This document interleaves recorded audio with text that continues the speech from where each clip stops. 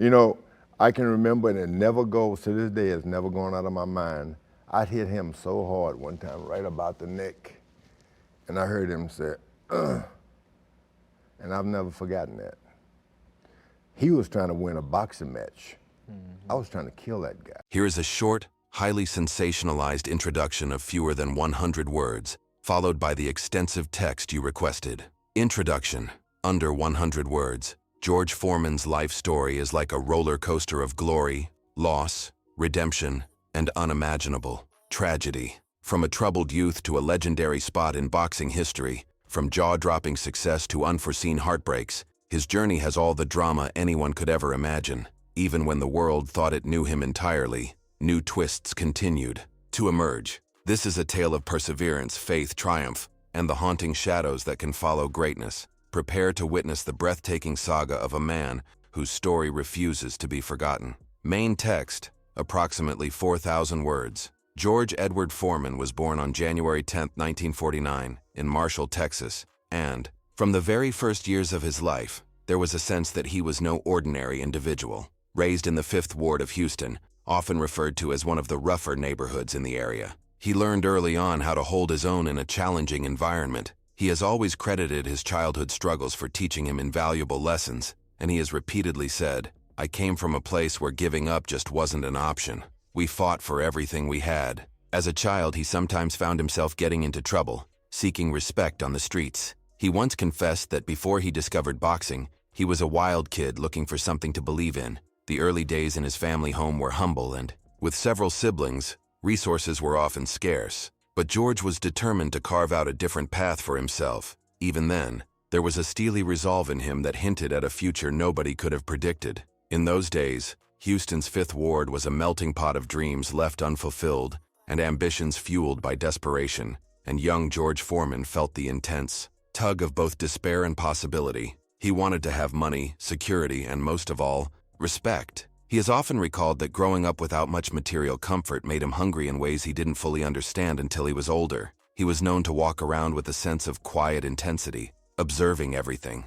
"I used to think the world was too big for me to handle, so I had to grow bigger in spirit," he said in one reflective moment. With his tall stature and physical presence, George seemed destined to be a formidable figure in any field he chose. Yet, it wasn't until he stumbled upon boxing that all the pieces of his destiny began to fit together. Discovering boxing wasn't part of some grand plan.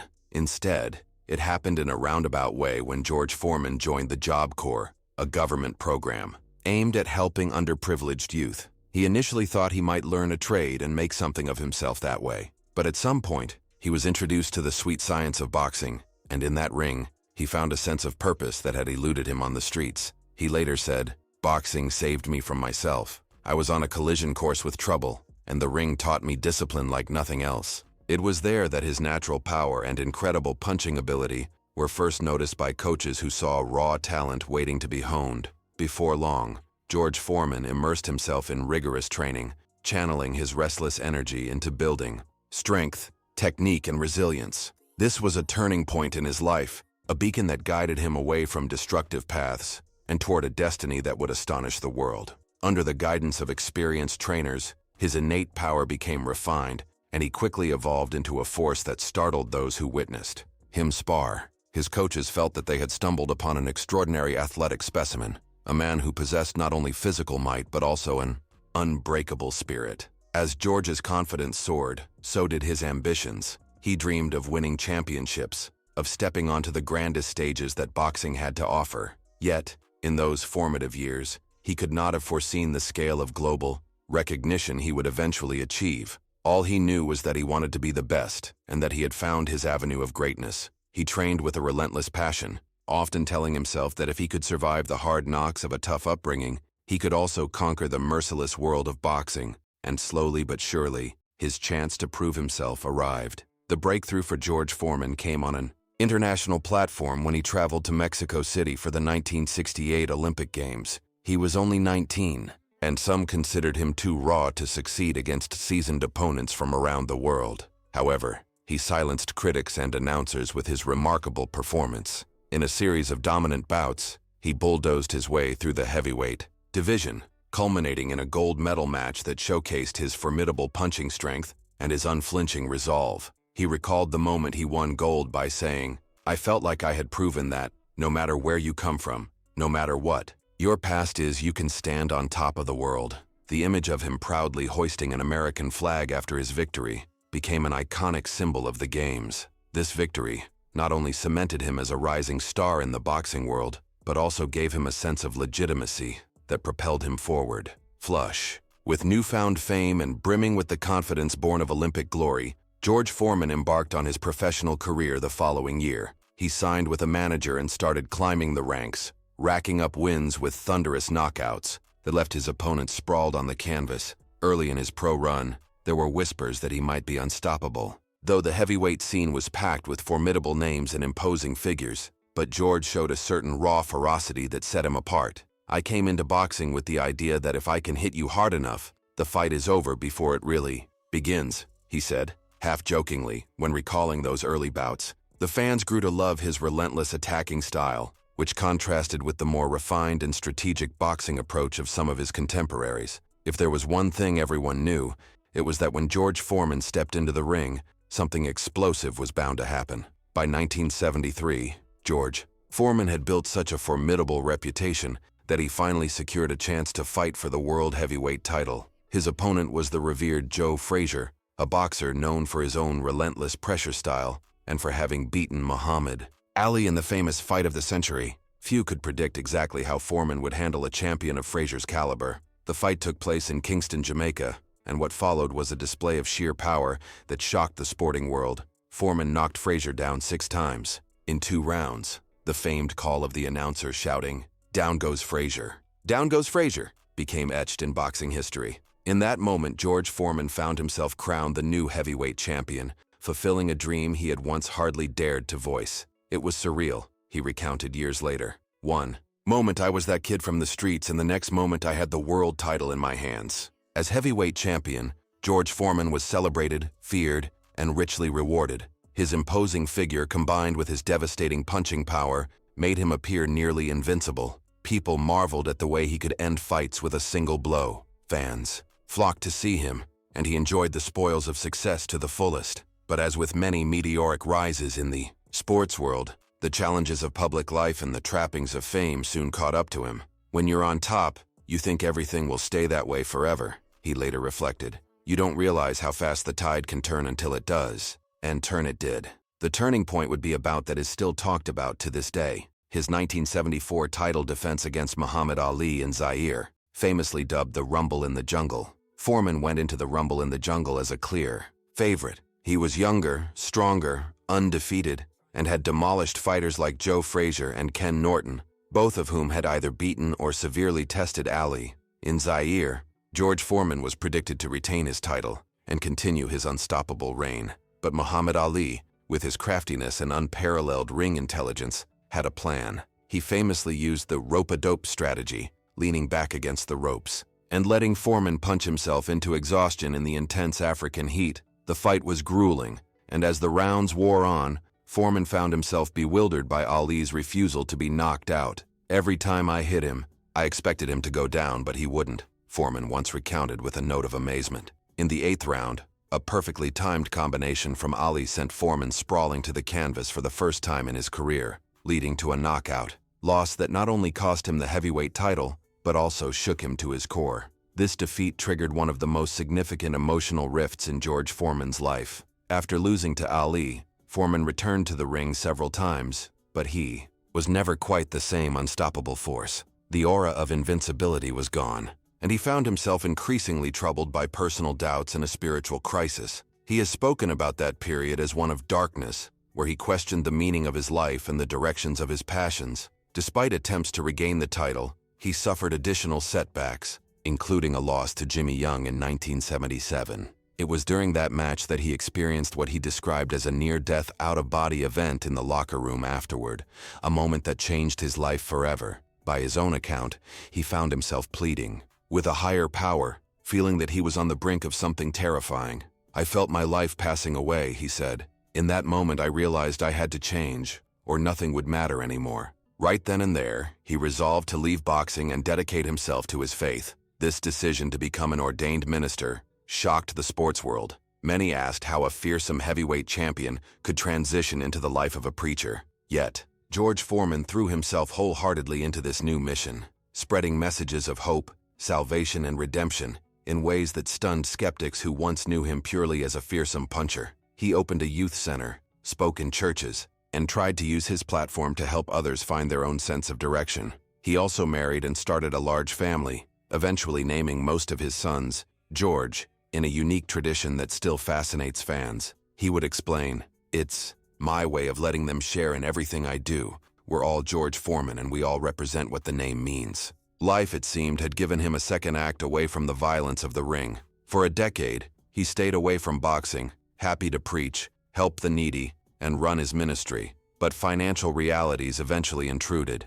Many of the earnings he had made during his first boxing career had slipped away, and by the late 1980s, he needed a way to support his growing responsibilities. In a move that the media initially scoffed at, George Foreman announced that at age 38, he was returning to the ring, not just for personal glory, but to raise money for his church and youth charities. The idea of a middle-aged man trying to resurrect his boxing career in a sport dominated by younger, faster, hungrier opponents seemed to many like a recipe for disaster. Foreman, however, believed differently. "They can call me old, slow, or whatever they want," he proclaimed, "but they can't deny my willpower and my punch." Initially, the boxing world treated his return as a novelty act, but as Foreman gradually fought his way back into serious contention, winning fight after fight, with astonishing knockout power, skepticism gave way to astonishment. There he was, older, heavier, but still brimming with that unstoppable determination that had once brought him Olympic gold.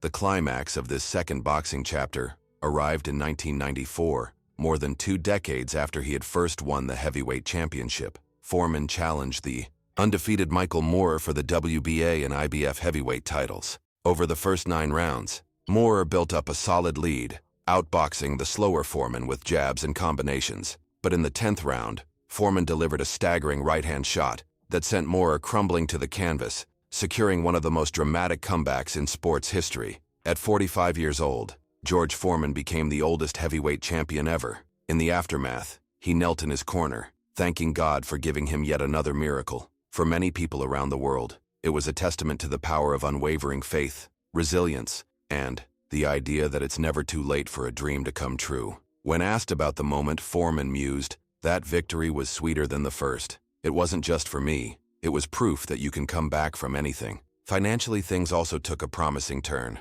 While he was known for his formidable presence in the ring, George Foreman would ultimately become even more famous to a generation of fans who never saw him box because of the George Foreman grill. This endorsement deal started modestly, but it exploded beyond anyone's expectations. The grill, marketed as a lean, mean, fat-reducing machine, became a kitchen sensation. Foreman's likable personality and relatable image as a gentle giant appealed to millions of households. He often joked, "I've sold more grills than I ever threw punches." The income from this product dwarfed anything he had earned in his prize-fighting days, further solidifying the legendary second act of his life, in which he transformed from fearsome boxer to beloved pitchman.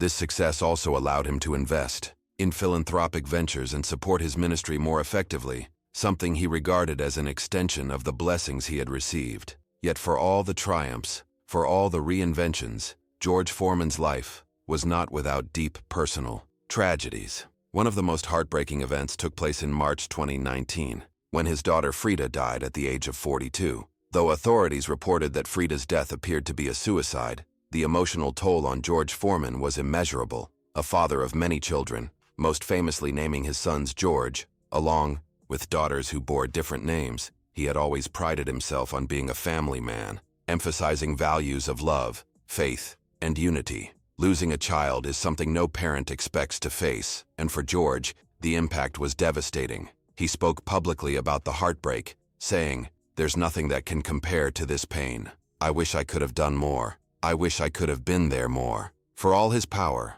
for all his achievements, he was powerless to stop that kind of tragedy. It remains a solemn chapter in the life of a man who had already experienced such extremes of fortune, failure, faith, and reinvention. In addition to personal loss, Foreman also faced occasional controversies and legal battles. typical of a high-profile figure whose career spans decades. However, he has steadfastly tried to avoid public feuds and consistently preaches compassion. In recent interviews, especially around discussions of health, dieting, and spirituality, he projects a serene wisdom. It's clear that age, experience, and heartbreak have not dampened his sense of hope. He keeps on reminding the world that even in sorrow, one can find solace through faith and by supporting others. No matter how many times life punches you in the face, he once said, with the heartfelt conviction that only he could radiate, you have to keep standing back up. That's what I learned from boxing, but more importantly, that's what I learned from living. These days, George Foreman remains a prominent figure, especially with the release of the 2023 film Big George Foreman, which chronicled his extraordinary life story. The movie garnered attention not only from longtime boxing fans but also from a younger generation unfamiliar with the sensational sagas of the 1970s heavyweight scene. The filmmakers aimed to capture his essence, a man shaped by poverty, transformed into an athlete of terrifying power, and then humbled by defeat, only to find redemption in faith and an unimaginable comeback. The film's release stirred renewed interest in all aspects of George Foreman's life, from his earliest days in Houston's tough neighborhoods to his crowning achievements across multiple decades. In interviews promoting the film, Foreman seemed genuinely touched that his journey continues to inspire so many people. It's not just my story, he emphasized. It's the story of everyone who has ever been told they couldn't do something, but decided to fight on anyway. Yet with all the acclaim, there remains a somber undercurrent, the sense that Foreman's life has been visited by shadows of misfortune, a tragic fate that sometimes weighs heavily on him. While he is lauded for his indomitable spirit, personal sorrows he has endured speak to a deep pain that often remains invisible to the public eye. The remarkable thing about George Foreman is that he does not allow these tragedies to define him. He has spoken repeatedly about how each blow he suffered, emotional or physical, gave him an even greater empathy for others going through hard times. He often says, "I lost in the ring, I lost in life, but every loss made me stronger, made me kinder, made me a better man." That perspective, that refusal to retreat into bitterness or despair, is perhaps even more inspiring than his 2 heavyweight championships. When asked about his legacy, George Foreman has said he hopes people remember him as someone who tried his best to help others. His philanthropic efforts, particularly the George Foreman Youth Center, have provided countless children with safe spaces to learn discipline, gain confidence, and stay off the streets. He has poured himself into these initiatives, believing that the greatest victory is lifting up someone else who might be stumbling. In one emotional interview, he said, "Every time a kid walks into that youth center and walks out with a smile, I feel like I just won another championship." Although he might be best known to casual fans as the face behind the ubiquitous countertop grill, or as the man who not only captured the heavyweight title twice, but did so across 2 different eras of boxing, he holds dear the small victories. In life, the day-to-day acts of kindness and generosity that seldom make the headlines. His perspective on health and wellness has also evolved over the years. Having once been a prime physical specimen, he speaks candidly about the need for balance, especially as one ages. With characteristic humor, he quips, "I tell people to grill their food and eat healthy, not because I want to sell grills, but because I learned the hard way that health is the real wealth." He acknowledges that the physical rigors of professional boxing do take a toll, and that long after the final bell rings, athletes must face the consequences of repeated head trauma and punishing training routines.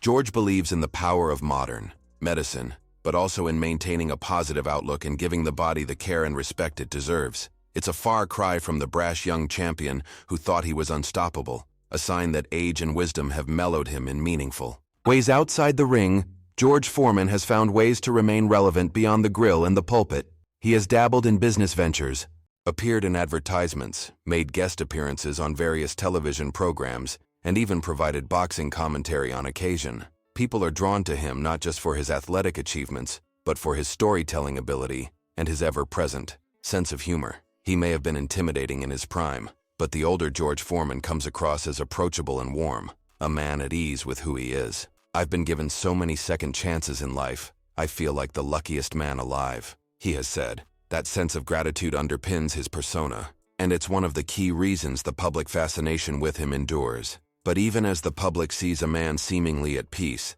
the quiet personal griefs remain. The death of his daughter, the inevitable losses of old friends, the knowledge that his body has endured immense strain. These are burdens he continues to carry, and while he seldom delves too deeply into negativity, there's no denying that each heartbreak has left a mark. The tragic fate some speak of is woven into the fabric of his successes, yet the tragedy, as real as it may be, never overshadows the hopeful narrative he consistently puts forth. Foreman keeps stepping forward, keeps sharing his lessons, and keeps reaching out to those who might be struggling. It's as if each sorrow he experiences spurs him on to be even kinder, to work even harder at making the world a more compassionate place. The magnitude of his influence can also be measured by the countless boxers who claim him as an inspiration, fighters across generations. From newcomers stepping into the ring for the first time to seasoned champions looking for longevity, all study the blueprint George Foreman laid out in his second career.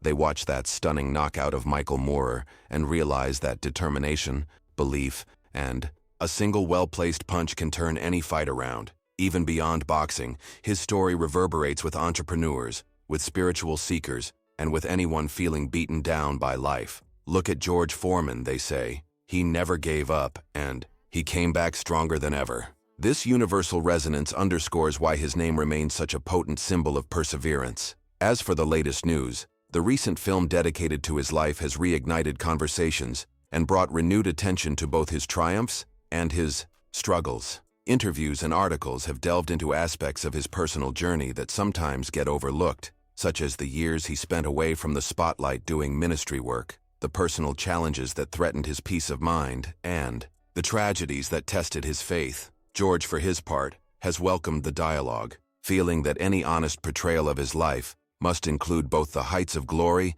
and the depths of sorrow he encountered along the way. People ask me why I'm so open about everything, he stated in a recent conversation. I tell them, if my story helps even one person find hope when things seem hopeless, then being open is worth it. Though approaching his later years, George Foreman refuses to be relegated to the sidelines. He continues to speak at events, give interviews, and occasionally offer his perspective on the state of boxing today. He praises younger fighters for their athleticism and skill, and when asked how he thinks he'd fare against the modern crop of heavyweights, he answers with a teasing glint in his eye. I might not be as fast anymore, but I still have that old knockout punch. It's a remark that makes those around him laugh, yet also reminds them that once, not too long ago, he shocked the entire planet by doing exactly what everyone said couldn't be done. This unwavering self-belief is part of what makes George Foreman's story so compelling, as is the way tragedy intertwines with triumph in his life. He has known the loneliness of defeat, the anguish of personal loss, and the sting of public scrutiny. He has faced the daunting challenge of starting over, not just once, but multiple times, and has emerged from each trial with a deeper sense of purpose. In many ways, he stands as a testament to resilience, a man who has walked through the fire and emerged with scars that only add depth to his character. All my life, people have called me different names: champion, preacher, pitchman, comeback kid. But at the end of the day, I'm still that boy from Houston who just wanted to make a better life for himself, he says. Today, if you were to ask him what truly matters, he would likely point to faith, family, and the mission of helping those who are vulnerable. He remains passionate about philanthropic work, about providing opportunities for young people to find direction and dignity. Though he admits his physical condition isn't what it used to be, he's thankful for every day he can move around, share his story, and offer words of encouragement. The complexities of his story, rags to riches, champion to preacher, downfall to comeback, heartbreak to healing, create the perfect tapestry for anyone looking for hope in this uncertain world. The fact that he continues to endure, and even thrive despite it all, is one of the reasons the phrase tragic fate can be applied only with caution. Yes, there has been tragedy, but there's also been triumph on a scale few people in this world ever experience. In the end, George Foreman's legacy will be decided not by any single fight, endorsement, or heartbreaking event, but by the collective narrative of a life fully lived, a life marked by mistakes, redemption, success, sorrow, faith, and joy. He has shown that greatness isn't about being unscathed. It's about falling down and having the courage to rise again. He has said more than once, "I'm not afraid of losing. I'm afraid of not trying." And that spirit, bold, unyielding, and hopeful, shines through in everything he does. The latest Chapters of his story emphasize that no matter how many times he has been counted out, either in the ring or in life, he manages to stand up, smile, and carry on. While some might look at his losses, both inside and outside the ring, and lament the hardships he endured, George Foreman himself sees them as lessons that guided him to a life of deeper faith and broader compassion. He stands as a sort of living paradox, a man once known for brute force who now preaches kindness and forgiveness, a boxing champion who left the sport at his peak, only to return older and heavier, and yet secured one of the greatest comebacks in sports history, an entrepreneur whose name became a household brand, beloved by a generation that might not even remember his prime fighting days, a devoted family man who, despite a devastating personal tragedy, continues to celebrate life and lift others up with every chance he gets. It's this duality, strength combined with vulnerability, joy entwined with sadness, that makes his journey so profoundly human and indeed so captivating. As he travels forward, George Foreman continues to inspire those who hear his story,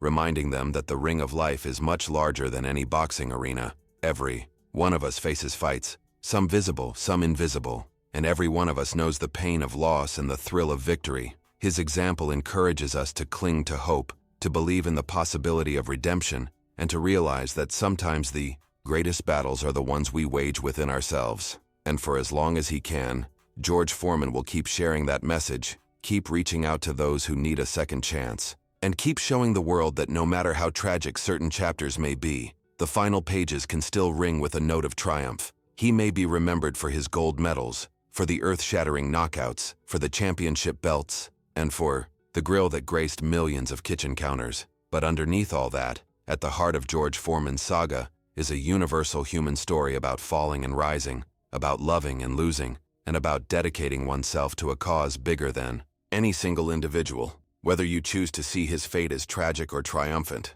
the undeniable fact is that he has walked a path few others could navigate without collapsing under the weight of it all. He has come out still smiling, still fighting, and still preaching hope wherever he goes. If that isn't worthy of admiration, then little else is. Even now, with new stories emerging and new generations discovering him through film, interviews, and tales passed down by older fans, his life remains a testament to the resilience of the human spirit. He exemplifies that even in the face of unimaginable sorrow, like the heartbreak of losing a child, people can find the will to press on and continue shining a light of compassion. This is the real essence of George Foreman. Not just a champion in the ring, but a champion of life, whose experiences remind us that the best way to honor a tragic fate is to refuse to be defined by it. And so, we end with his own words, a poignant reflection that sums up the unwavering optimism he has carried through every storm.